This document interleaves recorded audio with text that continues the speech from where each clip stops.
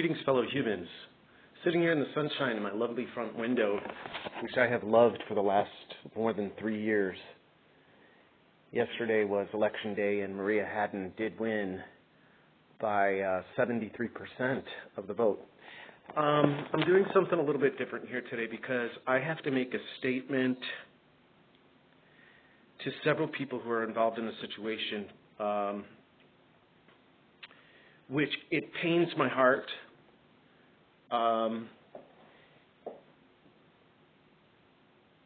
It's always difficult to defend ourselves. And so what I'm about to do here, it may be long and drawn out, but I'm asking each and every one of you to be patient with me, to hear me out, because I feel that I have been harmed, and I feel that there has been an injustice in my life, and it hurts me very deeply because I'm not that kind of person to perpetrate those types of things on other people. I care very deeply for my fellow. Let me reiterate something I've said in the video. I love humanity. It's people that I loathe. It's the things that certain people do that I loathe. And here's some things in this video. This video, I have a housing advocate. I'm not going to mention her name, but I will mention, I've decided that I will go public with the name of the property management company that has been receiving my rental income for more than 3 years. They have not had problems with me as a resident. I've treated this place as my home. I love living here. I love the building. I love the features. I love my unit. I love my neighbors. I take care of the property. I was able to move into this apartment in middle of December of 2019 after spending 18 and a half months living on the street. I have some physical health problems which qualified me for a housing assistance program, and I have no shame. My channel is about transparency. It is March 1, 2023. I always say a prayer in my videos. Angels go before us, angels come behind, angels to our left, angels to our right, angels above and angels below. We are safe and protected everywhere we go. We pay attention. As long as we're paying attention and we're participating in the process, the universe is going to support us. 2022 turned out to be a very painful, eye-opening year for me, filled with deception, but very revealing for people in my life. I spent the last 2 weeks of the year giving myself the gift of what I called a healing retreat. I did not go to a retreat center. I left Chicago and got on an airplane with 6 cents in my pocket. Because I lived on the street, I know how to do that. I have a vision impairment. Everything that I have to do in my life, I have to do with extra caution and extra care so that I don't cause an injury to myself or extra harm or some sort of harm or make my situation more complex than it already is.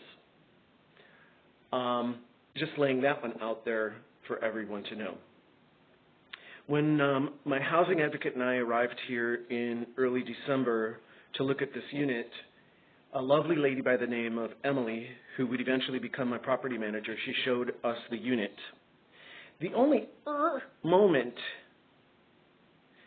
I liked the woman, the only moment was my housing advocate, she told me that the rent was going to be one price, and then Emily tells us at the last minute that it's $60 more. But at that point, my housing advocate says, well, you know, we just got to get you housed. If you like the unit, I'll go and, well, we ended up paying the market rent on the apartment, the additional $60. So Cagan Property Management has been getting market rent from the circumstances of my life that provide my rental payment to them. And they've continued to get market rent. They've continued, each time I renewed my lease, they continued to get what they wanted, including an $85 increase just this last December 1st. I'm blessed that the there's an annual adjustment to the ability of the housing advocacy people to pay the rent so that I can keep the unit. If they weren't able to keep up with the increases in the rent, I don't know what would happen. But at any rate, the whole purpose and point of me being housed was so that I could have a positive health outcome. As everyone all knows, I moved in here the final month of 2019, and here we go into 2020, and we get the scamdemic, we get the plandemic, we get the fake-demic. Of course, everybody is trying to figure out what's going on. I have my own take on things, and I'm allowed to. I don't have to go along with the herd. And my nature was to hunker down. And I still had an adjustment to do after living 18 and a half months on the street, which I did with flair and panache and never panhandled or anything. Never asked anyone for money. Let that be clear. Most people didn't even know that I was living on the street. So in the ensuing months, as everything shut down, there was no place to go. And it's winter. I had access finally to a steady food supply and was able to cook for myself. I started to gain some weight. Didn't think anything of it at first because I had some ground I could, it was okay. And it was part of my healing. For the first 18 months that I lived in this beautiful apartment, in this beautiful neighborhood that I love, basically everything was shut down.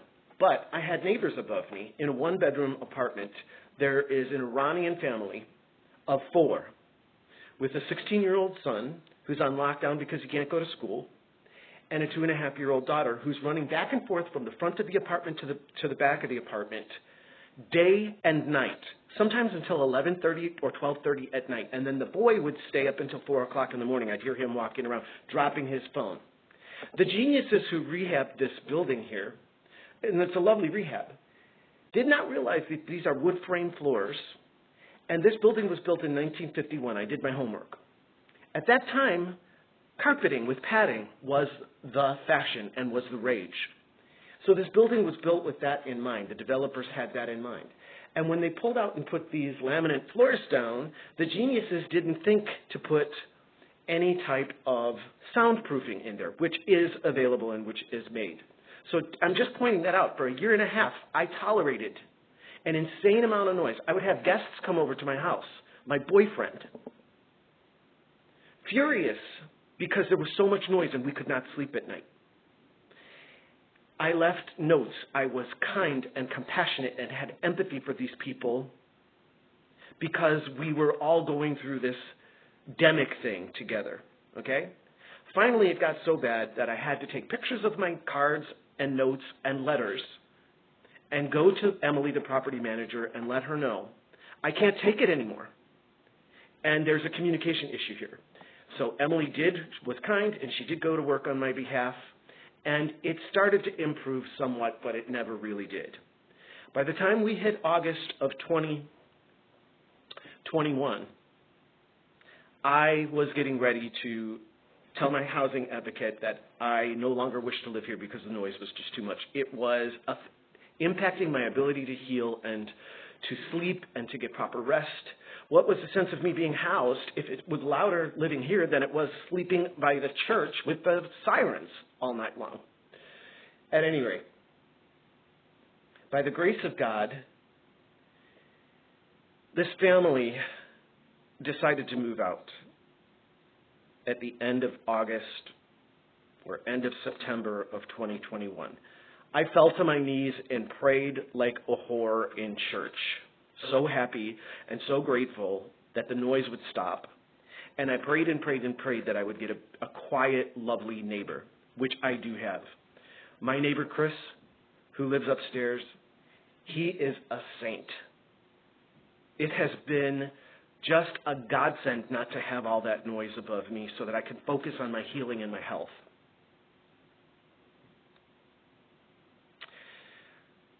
So moving forward from that, during this first 18 months, I'm sitting in my eating area in my foyer with my boyfriend who's visiting me long distance from Massachusetts.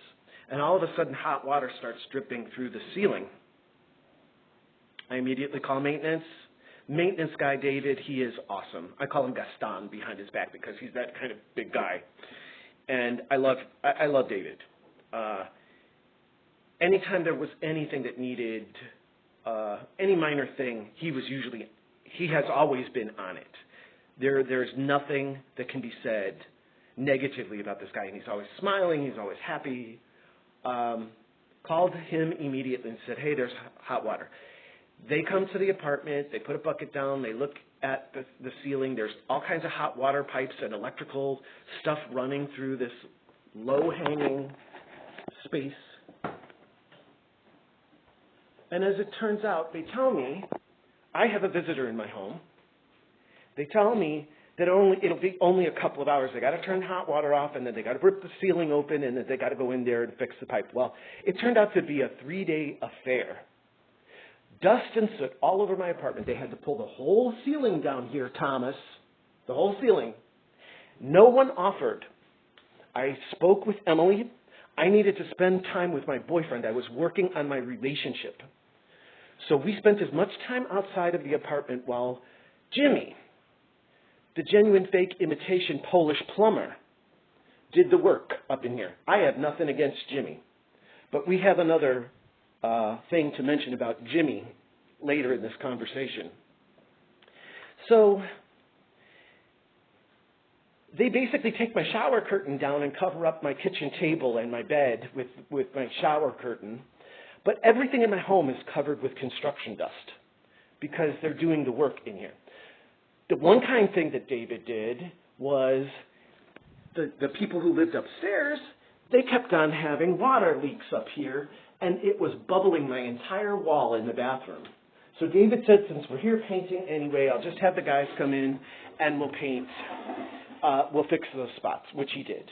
Thank you. That was one kindness that I felt I got in a situation. But I never heard from anybody about the fact that I tolerated having this construction stuff go on in my home and could not use my home properly for 3 days. I wasn't compensated, and no one, Thomas, offered to put me up in a hotel, which you guys should have, okay? Should have. My bad, I was just grateful to be housed, okay? And it's COVID and all this stuff, so all of us were doing things that would have been outside our normal behavior. But my choice was to be even more compassionate and understanding and forgiving and loving to the people around me and the people I had to have contact with during this COVID thing. I watched everybody else, as always, become meaner, uglier, and more closed off than they were before. It's just another excuse to have a bad attitude, Mr. Thomas T. Rodriguez. Your negative attitude. Wait until I get to you. Okay?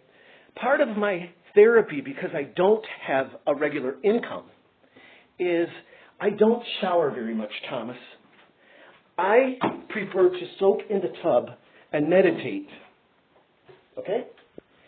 When the gentlemen were in here after your pipe exploded, leading into that non-working radiator, they put a ladder or something in here and they cracked my tub.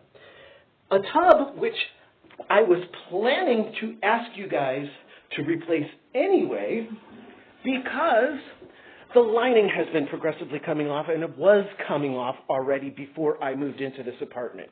This electric outlet over here, which is now repaired, that was hanging out of the wall when I moved in. Emily said it would be fixed. It was never fixed. I never complained about it. Okay? I was grateful. These things need to be said. These things need to be heard. Apparently, my housing advocate doesn't even really understand how much I have tolerated in the time that I've been here, because she has not been able to, through the most recent incident, advocate for me properly. So that is why I'm doing this now. And it is to your advantage to hear out this entire message. So we get to December 28th, 2022. I had been delayed returning from my healing retreat. I spent the night before sleeping in the airport because of the weather problems which had snarled the flights, and I was scheduled to be home at 9 p.m. on the 25th. All of this is just details. It wouldn't have mattered anyway. None of this matters. But I walk up to my door at 4:28 p.m. on the 28th. I remember looking at the clock because my battery was dying. It hadn't had a proper charge. I can't get my front door open. I'm trying to figure out what the hell's going on. I go around to the back door. I can't get that open. I'm thinking, why is there dribbles of water coming out from underneath the back door? Go back around to the front door, call David, the maintenance guy, and say, hey, dude, something's wrong here. I can't get my doors open. He's like, oh, they probably swole shut from the heat. I said, yeah, I've been out of town for 2 weeks. It was gone for 14 days. I shove the door, and out comes a blast of 125 to 140 degree steam into my face. The entire space was filled with steam. The paint was bubbling on the walls. I have a video to show that is unfortunately locked in a device which the screen needs to be repaired because that device was damaged while I was cleaning this place up in the following days. I immediately have to call my housing advocate, and I figure that David, the maintenance guy, he's going to contact the property management company because he's now here. He shows up really quickly. I tell him there's water shooting out in the location of the front radiator, which still has not been replaced. It's still not in there, okay? And everything in my home is either wet or damp with steam. Everything from the kitchen, the bathroom. My orchids are dead. My beloved houseplants, which is another thing that I do that is my self-therapy. And I give those gifts because I don't have money to buy gifts. I make all my gifts for everybody. I had projects. I had a writing project sitting out. I had a laptop sitting on my desk. My desk warped because there was a pool of water on the desk. And my little laptop, which I depended on for everything, is now destroyed. That I had left behind. There was no reason for me to take that with me on my healing retreat. I have no choice but to leave the apartment that night because there's 5 inches of water on the floor, and the very first thing that needs to be done is David and Servando need to get the water off the floor because the floor is warped, all right? So my housing advocate, she arranges a one-night stay at the China House Hotel, 18 miles away. I have to leave all my things behind. I can't, I can only grab a few things, a few of my cherished possessions, things that I had protected and kept pristine even when I lived on the street. All my beautiful card decks are warped. My 8th grade graduation photo is moldy and ruined. I mean, these are all emotional, sentimental things, okay? The following morning, I agreed to meet my housing case manager around the corner from the house at the Dunkin' Donuts. Rather than come to the apartment where we couldn't sit on any furniture or anything because everything is soaked, we meet at the Dunkin' Donuts. She makes a plan of how she's going to do what she can do to help me out as far as getting me situated, and I just assumed that she is going to have conversations with the property management company. But however, because our relationship had evolved over 3 years to the point that I'm one of her higher functioning clients, she has allowed me to take care of everything that I can take care of because I have the sensibility and the wherewithal and the life experience to manage as much as possible myself, to be as independent as possible. And me taking care of as much as I can helps her out with her caseload, which is heavy. So she's also taking for granted here that, okay, well, Avion handles things pretty well. I can trust that if I don't go back to the place, he knows what to do. So she had to go see some other client, some other issue needed her attention. I come back and immediately dial the first number, which is the property manager, Elvira, and leave a message there for her. Then there's the field manager, T-Rod, Thomas Rodriguez. Call him, get him on the line. This man says to me, gruffly, can you call me back in 30 minutes? I'm like, no, dude, I have to go clean up all my and rescue my things. I have to figure out what I'm going to do with all of my things. So I'm like, no, dude, you call me back when you have some time, okay? Because at this point, as far as I know, there was nothing that I have done to cause anything like this to happen to the unit. I spend the next 5 days and more than 30 hours by myself, alone, dealing with everything in my home that is moldy. I don't have access to my food. The stove doesn't work because the steam had ruined the electricity in the thing. And it's still not fixed. It is March 1st. I have reported to both the housing advocacy and the maintenance guy that there's something wrong with the stove, and it was because there's evidence of rust. So it just has not worked right. And I put the oven on and I don't get an accurate temperature from the oven. And so it does cause me anxiety, so I have unplugged it. Some genius comes out a week ago Saturday. David calls me and says, hey, they're coming out.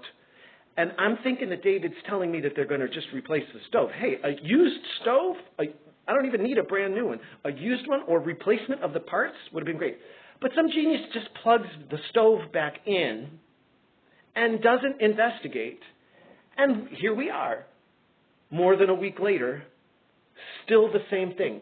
I prepare all my meals myself because I don't have cash money to go out, and I would never eat McDonald's anyway. I would never eat fast food, the crap that you people eat. I prepare all my meals freshly myself. I don't buy frozen foods. I buy very few canned goods, only for in case of some sort of an emergency. I carry home all my food myself because I don't have transportation, regardless of what the weather is. I use the food bank that I have access to so that I can buy better quality food with my SNAP benefits. So I take, and whatever I don't use and whatever they give me and I don't want, I give that away to a local food refrigerator on the street here. I take care of my neighbors. When I'm at the store, I pick up carrots, walnuts, and birdseed. I feed my birds. I feed my rabbits. I feed my squirrels. I love it where I live here. I feel very connected. This is very painful for me to have to make this decision to say that I am moving out of here. But I am moving out of here because these people, Thomas Rodriguez and Elvira and everybody else there, who have shown me that you have no empathy, no compassion, never once asked me, are you okay? As a matter of fact, Thomas, that second conversation we had, you complained that you have to drive around from building to building and that you have to work from home. How the fuck is that bad? Sounds pretty cushy to me. And how the hell are you going to complain to somebody if you had seen pictures or you had talked to Elvira? You would have known that everything in my home was destroyed. I don't have the cash money to replace everything. And you know as well as I do that the insurance, any kind of insurance, only replaces so much up to a certain extent. And I am not going to go through and itemize just to get back a fraction of what it would cost me to replace the things that I've lost. It's the emotional distress that's the worst part. Because this situation here is about my health. I spent the last 6 months of last year, after learning that my blood pressure had gone up and that my cholesterol had gone up from this whole, I wasn't to blame. No one was to blame. I had access to macaroni and cheese and frozen pizzas and stuff like that, and so I was enjoying. I hadn't realized it got out of control. I realized that my weight had gone up more than 29 pounds from where it was pre-COVID. So I immediately went on a natural eating plan and began fasting every day. And without the stupid medications that the pharmaceutical company and the stupid doctor wanted to pimp on me, I got my cholesterol down from 275 to 215 in less than 6 months. And I got my blood pressure back down into near close to normal range. It would be a normal range if I wouldn't be so upset for the last 2 months since I got back here. The fact that I did not receive one phone call asking me how I'm doing. And when I finally did, a few days later, ask you, Thomas, is there any way you can help me out because I'm running out of money? You didn't even ask me what my situation was. You showed no empathy, no concern. You left me in a situation even where I felt like you were maybe trying to put some sort of plan together that would take into consideration the fact that your renter, the resident whose rent pays your paycheck. Do you understand that, buddy? My life and every other person who lives here, you have a job because of us and the circumstances of our lives. Whatever it is, whatever hardship, whatever jobs people have to work, and you and your bad negative attitude, you deserve somebody's foot in your ass.